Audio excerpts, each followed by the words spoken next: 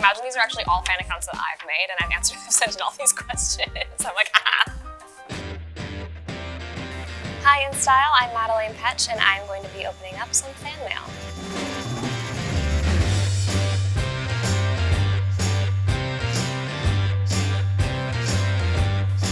At Sunlight Choni. Okay, let's see. Oh, this is such a deep one to answer first. What would you say is the biggest life lesson you have learned? Oh my God, this is actually giving me a little anxiety answering this.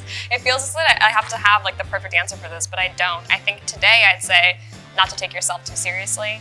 I think for a long time when you first get on a TV show and everyone's looking at you and has something to say about you, it's very easy to start taking yourself very seriously. And when I stopped doing that and tried my very best to stop caring so much about what people had to say, I got a lot happier.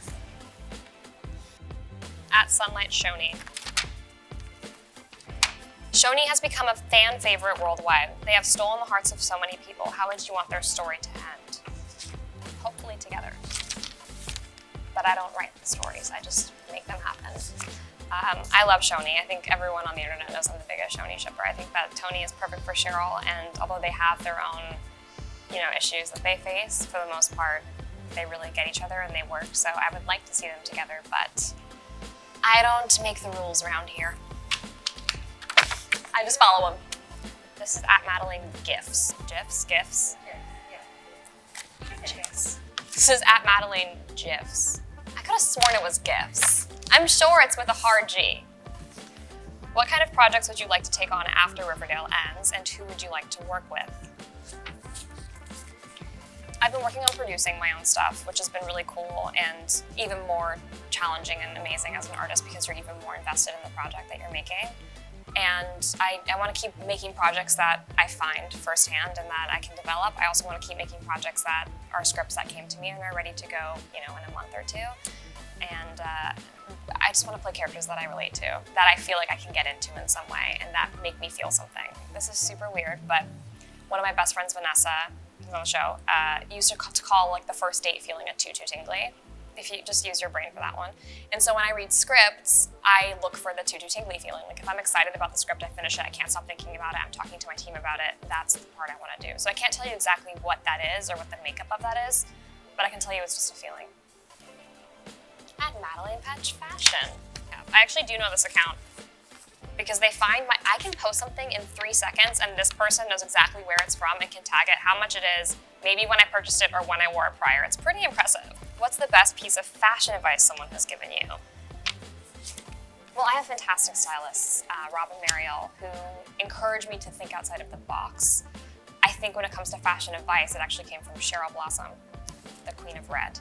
And that was, my mom always told me as a kid that redheads should never wear red, orange, or pink because those would not bring out the colors in your natural colors. It would actually bring out the pinks in your skin, which you don't want. Unfortunately, my mom was wrong in that matter. I love wearing red, orange, pink. I feel more emboldened when I do now because it feels like something that you're told as a redhead not to do. So I think I'd say Cheryl Blossom gave me that. Does it ever get overwhelming being in the public eye? And if so, how do you deal with it? I think this last chunk of time where we've all been home a lot more and not going out as much allowed me the time and comfort around taking care of myself that I needed. So now it's a little bit more jarring to be in the public eye physically, like actually being places. Because there's, I got paparazzi'd at my hotel this morning, which I totally forgot even existed, things like that. So I think there are moments where it feels violating, but I think that's a choice that I have to let myself feel violated or understand that it's kind of like the nature of my job and it's gonna happen. So I think a lot of it has to do with a shift in my mindset. And once I did that, it felt a little bit more freeing in a sense. Where now I control the narrative, it is my life. I share with the public what I want to share with the public, and it feels like now that I've taken control of that, I feel a little bit better about it. At PetchMads X. That's me. This is what I made. Kidding. Imagine these are actually all fan accounts that I've made, and I've answered them, sent in all these questions. I'm like, ah. If you had the opportunity to write an ending for Cheryl Blossom, what would that ending look like?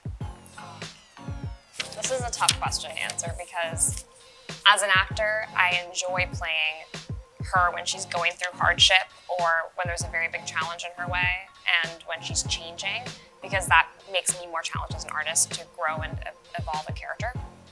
But as somebody who loves Cheryl, I'd like her to end up with Choni and happy and move out of Thornhill. I think that Thornhill is a very toxic place for her to be. It brings back a lot of memories, which you'll see in the new season. There's a lot of memories that come up for her there. I think it would be really good for her to be in the relationship that I think she's supposed to be in a new environment, and happy. Can you imagine Cheryl happy? What a concept. When I first made Cheryl in the pilot, I called Roberto afterwards and was like, Cheryl's a lesbian. He was like, what? And I was like, I promise you, Roberto, Cheryl is a lesbian. He was like, what do you mean? I was like, she does not like boys. I can tell you right now. And he was like, let me mull this over. And he did, and then he called me back when we were about to shoot the season. He was like, you're right. I mean, Cheryl's coming out story was one of the most challenging things to do as an artist, but I think it was also one of the most meaningful. Would you like to have played another character in Riverdale other than Cheryl? No. Cheryl's the best. Okay, we have at Petsch, Argentina. I believe my mom used to live in Argentina for a little bit.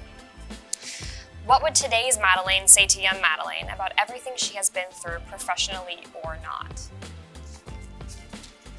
Actually, I'm going to reverse this question because I think today's Madelaine has something to learn from young Madelaine, in the sense of young Madelaine had a lot less anxiety than Madelaine right now has. She had a lot less, and obviously I think that comes with what I was doing for a living. Those things kind of come with it, but yeah, Madelaine was able to let things roll off her back more easily than I am now, and I think that if anything, I could allow some of the young Madelaine lightness back in. So there's that for you. Well, Madelaine's got some Y's as well, but we'll go with young Madelaine for now. This is at Madelaine's GIFs. We'll never know. Who invented the GIF? I'm already not enjoying this conversation. Can we find this person?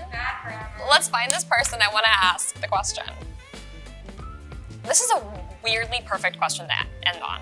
Anything you can tease about Cheryl's storyline in season 6? What a crazy question to ask.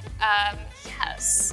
Well, there is a really cool arc. I'm like picking my words very carefully here. Cheryl has a really cool origin story for an episode that's pretty much all about why her ancestors are the way they are, and it's really cool. So you learn a lot about Cheryl through that. And then I would say the end of the season, we have teased towards something in season 5, and into season 6, that thing comes to fruition. So if you've watched, you know what I'm talking about. And you watch her kind of explore a new side of her that she's discovering for the first time. And the first 5 episodes of the season are absolutely insane, bonkers, but so fun. We had the best time shooting them, and I think people are really going to enjoy it. It's a wild ride, and it gets very magical. It's magical. Thank you so much, InStyle. I hope you enjoyed watching me open fan mail, and I hope I answered your question. And watch season 6. It comes out soon.